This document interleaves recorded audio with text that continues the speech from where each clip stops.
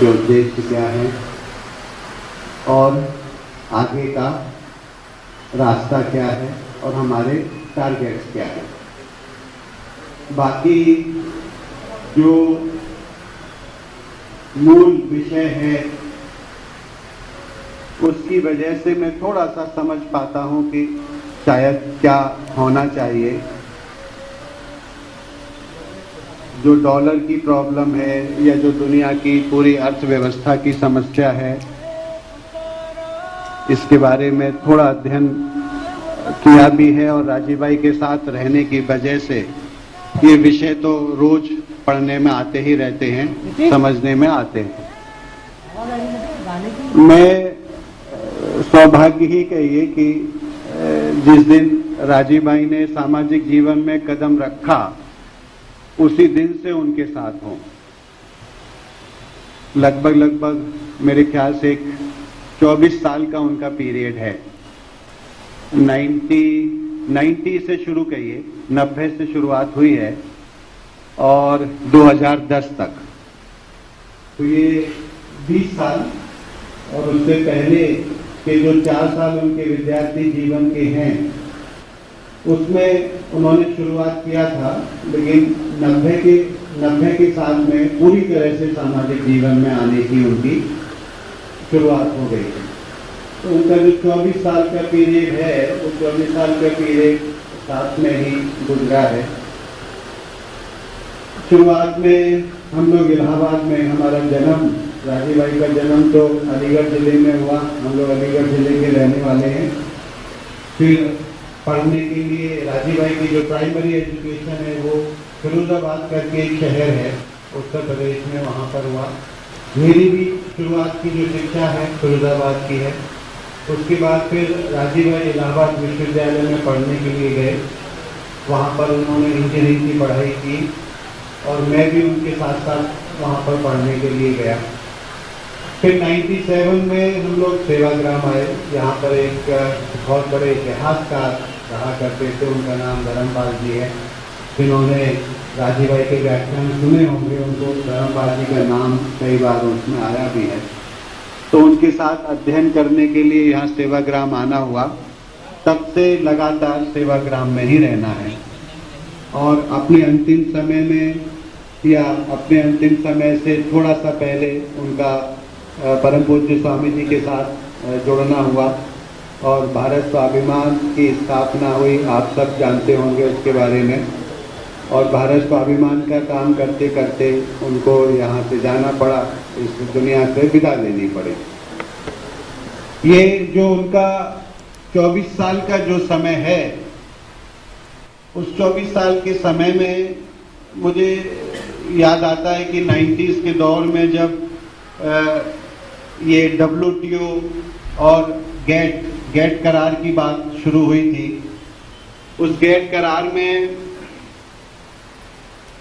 जो दस्तावेज करीब 350 पन्ने का जो दस्तावेज गेट करार था, उसको राजीव भाई ने पूरा पढ़ा, समझा और जाना।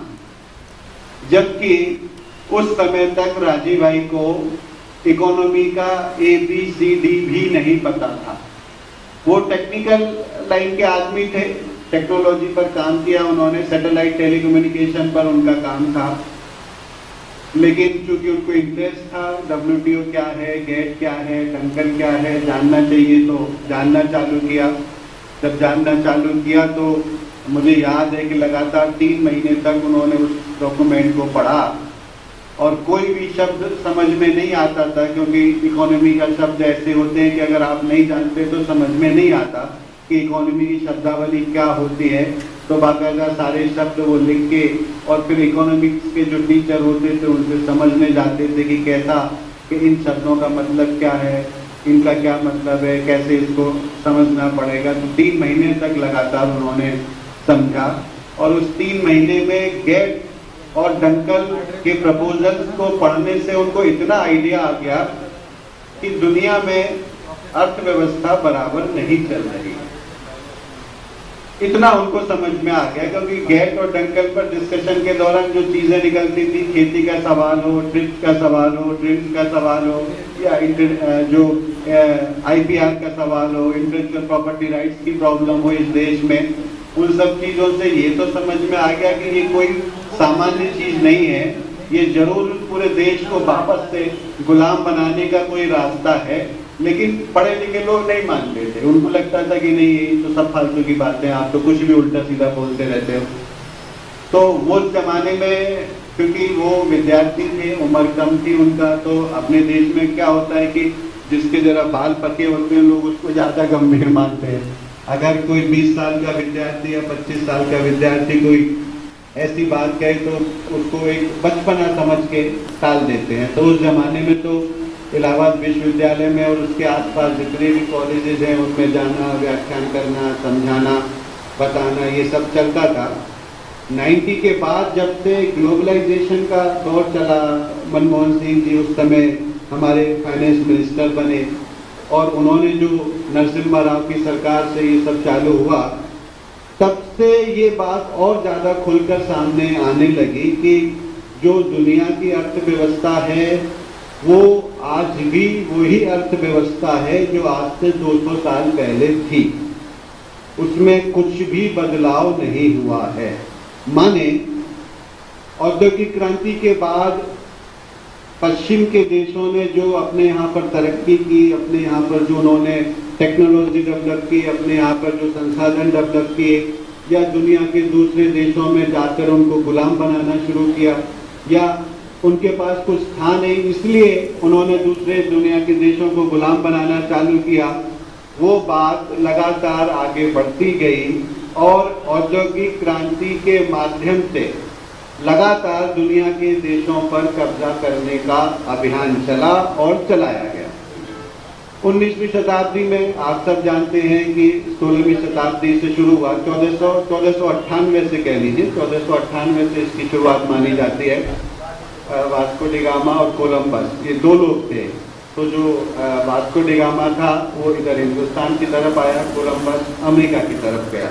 तो 1498 से ये जो इसको एक टेक्निकल शब्द है आउटवर्ड लुकिंग कहते हैं इसको। आउटवर्ड लुकिंग जो शुरू हुई वेस्ट की, उसमें हिंदुस्तान और अमेरिका दोनों की तरफ लोग गए और उनके यहाँ के लोगों को गुलाम बनाया। 200 साल 300 साल ये ईस्ट इंडिया कंपनी लूट का इतना बड़ा इतिहास इससे पहले लोगों ने नहीं देखा।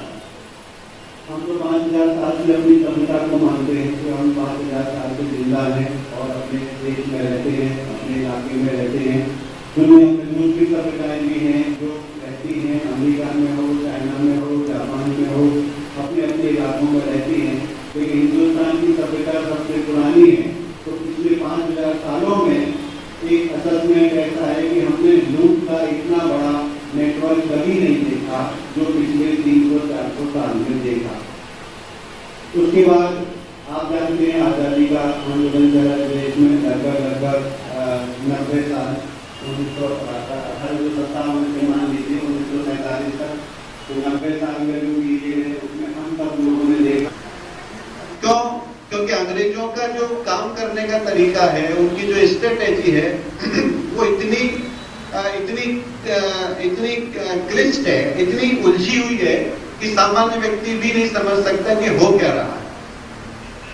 आपको ताज्जुब होगा कि 1830 का समय एक ऐसा एक टर्निंग पॉइंट है वो 1830 का मतलब है कि 1830 से पहले ईस्ट इंडिया कंपनी का शासन हमारे देश में चलता था।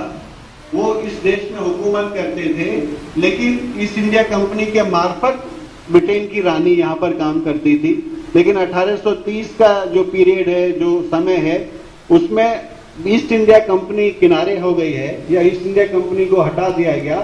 सीधा जो ब्रिटेन का यहाँ पर आधिपत्य हुआ और सीधे यहाँ पर उनका शासन चला। बीच में से ईस्ट इंडिया कंपनी को हटा दिया गया। तो ये जो सीधे हमारे यहाँ शासन हुआ, उसके बाद ही हिंदुस्तान में सारे कानून बनना चालू हुए। उससे पहले कोई कानून नहीं थे। उससे पहले हमारे अपने कानून थे। कहीं पर कोई देशी रियासत थी, कहीं पर कोई राजा काम करता था, कहीं पर किसी की सरकार थी, उनके अपने अपने कानून चलते थे। लेकिन 1830 के बाद से हिंदुस्तान में रूल ऑफ लॉ जिसको कहते हैं, रूल ऑफ लॉ, कानून का साम्राज्य या कानून का शासन बनना चालू हुआ। तो जो भी हम आज के कानून देखते हैं ये सब 1830 के बाद से शुरू होते हैं और 1830 से लेके पूरा 1900 तक आप ऐसा समझ लीजिए करीब करीब 70 साल इस देश में अंग्रेजों ने हुकूमत की, लेकिन किसी को भी ये नहीं पता कि अंग्रेजों ने उस जमाने में कितनी लूट की। ये अपने आप में एक मतलब आश्चर्यजनक हो सकता है कि कोई 70 साल तक देश लूटता रहे और देश में एक भी व्यक्ति ऐसा नहीं है जो ये कहे कि भाई लूट कितनी हुई, कितना लूटा, कितना नहीं हुआ। 1901 और 2 में दादा भाई नौरोजी करके जो हमारे यहाँ एक ब्रिटिश सरकार के अंडर काम करने वाले एक अधिकारी थे, उन्होंने पहली बार ये आंकड़ा पेश किया कि हिंदुस्तान की कितनी लूट होती है। मैं आपको ये थोड़ा सा इसलिए अंदाज देना चाहता हूं कि हम 70 साल नहीं समझ पाए। जब दादा भाई नौरोजी ने हमको समझाया कि भाई देखो इतना लूटा, इतना खजाना लूटा, इतना रॉ मटेरियल लूटा, इतना सोना, इतना चांदी, इतना ये सब जो आंकड़े उन्होंने दिए, तो लोगों को लगा कि हुआ क्या, हमें तो इसका अंदाज ही नहीं था। ठीक वही पोजीशन आज भी है। मैं सिर्फ इसलिए इतिहास आपको थोड़ा सा बताना चाहता हूं कि हम जैसे सामान्य व्यक्ति को तो पता ही नहीं चलता कि दुनिया कैसे चलती है, दुनिया में आज क्या हो रहा है, कैपिटल फ्लाइट हो रही है तो किस तरह से हो रही है, यहाँ से पैसा कैसे बाहर जाता है, जो रुपए और डॉलर का जो सवाल है, भाई लगातार रुपया क्यों गिरता जाता है, हमारी समझ में नहीं आता। इकोनॉमिक्स की बड़ी बड़ी बातें होती हैं जो ये सब करती रहती हैं और हम सोचते हैं ठीक है भाई वो कर रहे हैं ना, उनको करने दो, वो जैसा करते हैं करते रहेंगे। तो वैसी स्थिति में ये इतना जटिल अर्थशास्त्र है कि सामान्य व्यक्ति के तो बस की ही बात नहीं है कि इसको समझ पाए, और जिनकी समझ में आता है वो गद्दार हैं, ऐसा कह लीजिए। ऐसा नहीं कि इकोनॉमिक्स मनमोहन सिंह को नहीं समझ में आता, आप ऐसा मत मानिए। वो आदमी आरबीआई का गवर्नर रहा है, भारत का प्रधानमंत्री रहा है, फाइनेंस मिनिस्टर रहा है। ऐसा नहीं कि उनको इकोनॉमिक्स समझ में नहीं आता, लेकिन दिक्कत यह है कि या तो उनके हाथ में कुछ भी नहीं है या उनकी मंशा नहीं है। दो ही बात है, या तो वे चाहते नहीं कि हिंदुस्तान में कुछ ताकत बड़ी हो या हिंदुस्तान में कुछ ताकत पैदा हो, और या उनको समझ में नहीं आता कि ये क्या हो रहा है क्या नहीं हो रहा है। तो वैसी स्थिति में राजीव भाई ने इतने सरल शब्दों में समझाया है, आप में से बहुत सारे लोगों ने उनके व्याख्यान सुने होंगे, समझे होंगे। तो वैसी स्थिति में जो दुनिया की जो ग्लोबल प्रॉब्लम है, जो ग्लोबल क्राइसिस है, फाइनेंस की जो ग्लोबल क्राइसिस है, ये काफी गंभीर समस्या है, लेकिन दुनिया में इसका कोई प्लेटफॉर्म नहीं है। इस विषय पर बात करने वाला कोई प्लेटफॉर्म नहीं है। छोटे छोटे देश हैं, वहाँ हमारे जैसे छोटे छोटे आंदोलन करने वाले लोग होंगे, छोटे छोटे ग्रुप होंगे जो लगातार इस बात को उठाते होंगे, समझाते होंगे। ऐसा नहीं है कि हमारे यहाँ है, चिली है, कोस्टा रिका है, अफ्रीका है, जो ऐसे छोटे छोटे देश हैं, वहाँ भी इनके खिलाफ काफी कुछ होता रहता है, लेकिन उनकी ताकत नहीं है, उनकी शक्ति नहीं है, इसकी वजह से ये बात आगे नहीं बढ़ पाती है। और जो मॉनेटरी सिस्टम है दुनिया का, वो इतना ज्यादा एक तरह से कह लीजिए कि जकड़ा हुआ है कि उसमें से कोई देश चाहे तो भी बाहर नहीं निकल सकता है, और उसके पैरेलल अपनी इकोनॉमी चलाने की बात भी नहीं सोच सकता है। हालांकि डॉलर के मुकाबले यूरो डॉलर आजकल बहुत मजबूत है, और उन्होंने अपनी एक यूनियन बनाई हुई है, अपना यूरो डॉलर बनाया है। वो लोग डॉलर में काम नहीं करना चाहते, नहीं करते हैं, लेकिन क्योंकि वो 7-5 ऐसे देश हैं जो विकसित देश हैं, उन्होंने अपनी दवा बना के रखा हुआ है, लेकिन वो बात हम तक पहुंचने में नहीं आती। तो वैसी स्थिति में जो तीसरी दुनिया के देश हैं, उनके यहाँ तो बहुत ही खराब स्थिति है, और उस खराब स्थिति के तहत जो भी समस्याएं हैं, चाहे वो बेरोजगारी की समस्या हो, या हमारे यहाँ भुखमरी की समस्या हो, या हमारे यहाँ दूसरी समस्या हो, चाहे आतंकवाद की समस्या हो, उन सब के पीछे ये जो पूरा आर्थिक जगत है, ये बहुत महत्वपूर्ण भूमिका निभाता है। अब स्वदेशी की बात यहीं से चालू होती है कि स्वदेशी की बात अगर है तो निश्चित रूप से स्वदेशी के विचार में इतनी ताकत है कि वो इन सब के खिलाफ एक दूसरी दुनिया खड़ी कर सकता है। लेकिन दुर्भाग्य ऐसा है कि स्वदेशी के विचार पर इतने बड़े एक्सप्लोरेशन अभी तक हुए नहीं हैं। जो भी एक्सप्लोरेशन है बहुत छोटे लेवल के हैं। स्वदेशी के ऊपर सबसे ज्यादा काम तो आपने देखा गांधी जी ने किया है। अपने 40 साल के समय में हिंदुस्तान में वो 1916 में आए। 1916 से लेकर 1948 तक लगभग एक 38 साल 36 साल का जो उनका पीरियड है, उसमें उन्होंने स्वदेशी की बात कही, स्वदेशी के बारे में समझाया। और स्वदेशी अर्थव्यवस्था भी हो सकती है, स्वदेशी उद्योग भी हो सकते हैं, स्वदेशी के आधार पर हम कपड़ा भी बना सकते हैं, दूसरे काम भी कर सकते हैं, इतना समझाया।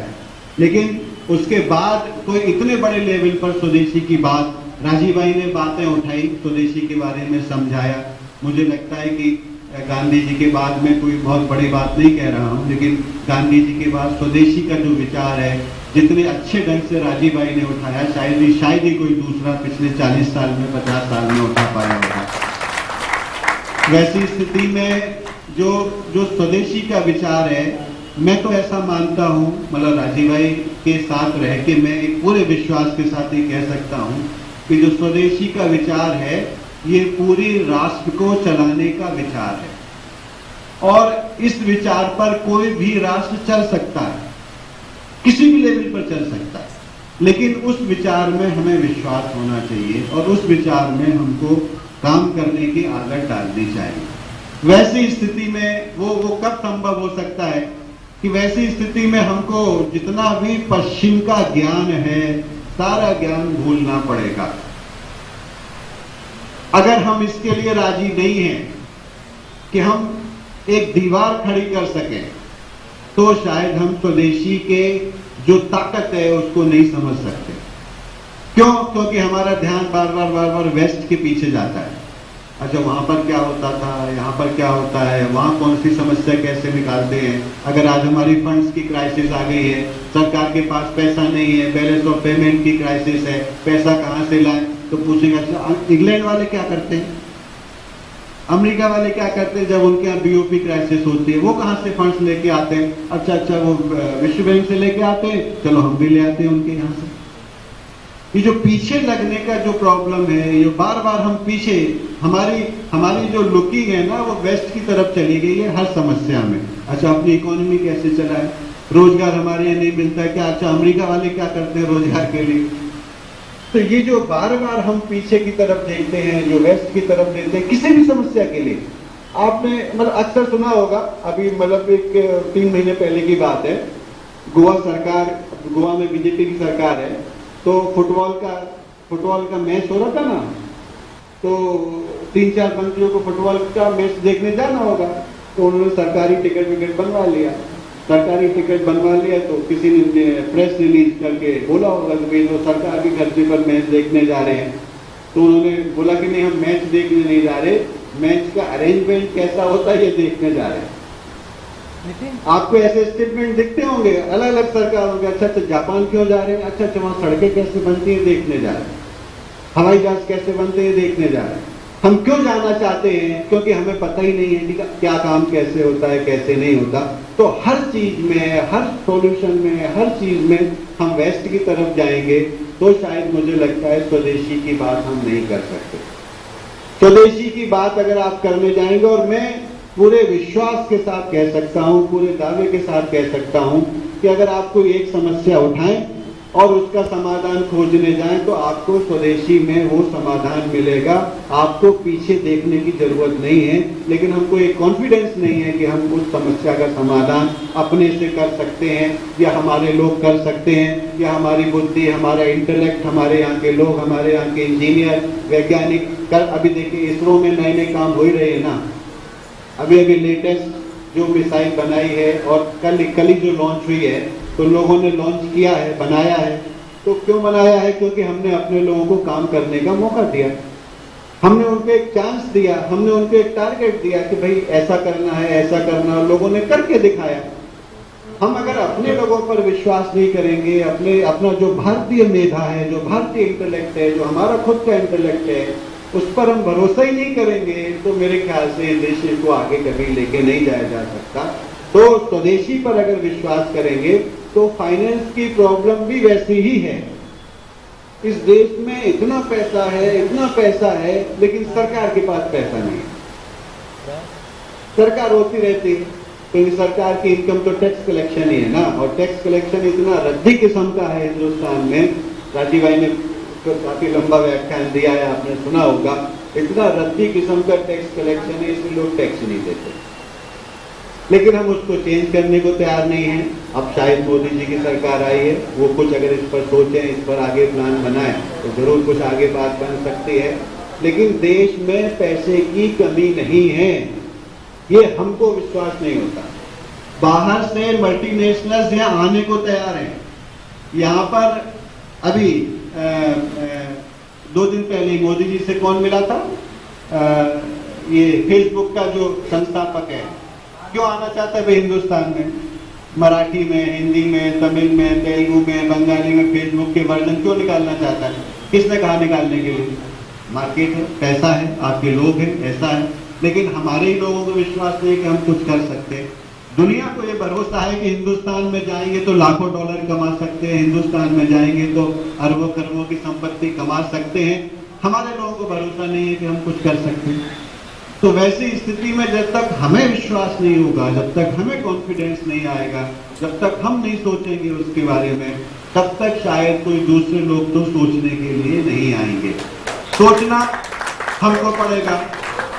दूसरा, जिनका स्वदेशी में विश्वास है वो नहीं सोचेंगे तो और कौन सोचेगा? जो विदेशी मानते हैं उनको तो छोड़ ही दीजिए। उनको तो लगता ही नहीं है कि इकोनॉमी हम चला सकते हैं, या अपना देश हम चला सकते हैं, या सरकारें हम चला सकते हैं। लेकिन जो मानते हैं उन्हें तो सोचना पड़ेगा और उस दिशा में आगे पहल करनी पड़ेगी, उस दिशा में आगे बढ़ना पड़ेगा। हम लोगों ने इस पर काफी सोचा, मंथन किया, काफी विचार किया। राजीव भाई ने जितनी सारी बातें कही है शिक्षा के बारे में, आप में से बहुत सारे लोगों ने सिर्फ उनका 2 या 3 लेक्चर ही सुने होंगे। जो भारत स्वाभिमान से जुड़े हैं, एक भाई यहाँ पर है, उन्होंने तो उनको काफी सुना होगा, देखा होगा, समझा होगा।